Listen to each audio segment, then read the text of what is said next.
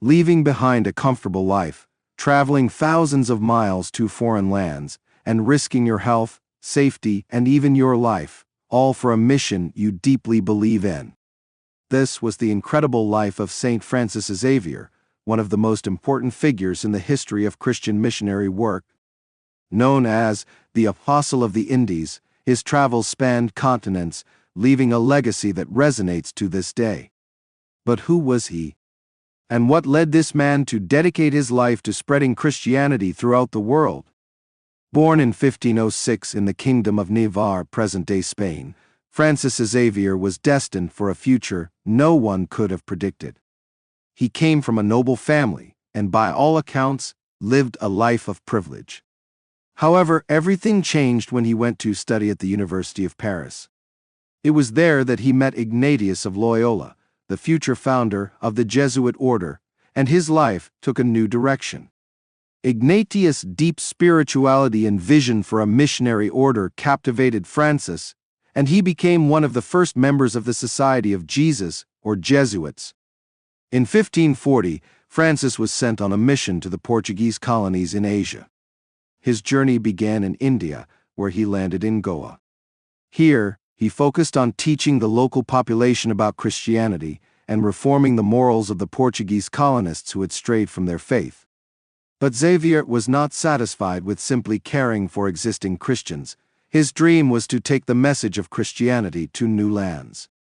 He traveled to many regions, including the Sultanate of Malacca in modern-day Malaysia, and even ventured to the Spice Islands.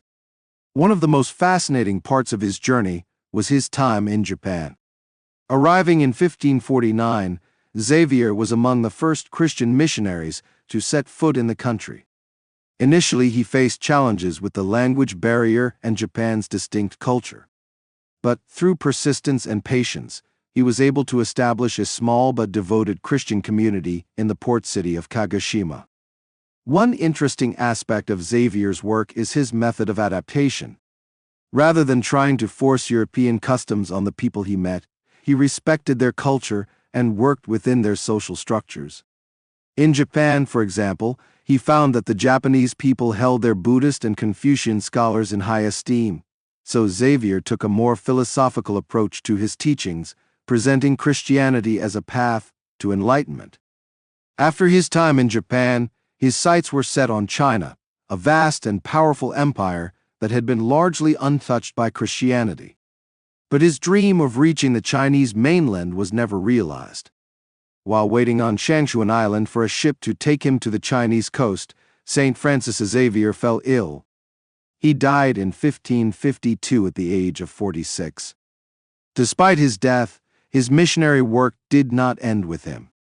His influence set the stage for future generations of Jesuits and other missionaries to continue spreading Christianity throughout Asia. To this day, Saint Francis Xavier is celebrated as one of the greatest missionaries in history, with his feast day celebrated on December 3. The story of Saint Francis Xavier is not only one of religious devotion, but also of incredible perseverance, cultural understanding, and a vision that spanned continents. His life was a testament to the power of belief and the ability of the human spirit to transcend boundaries. The life of Saint Francis Xavier offers lessons in dedication and the courage to explore the unknown.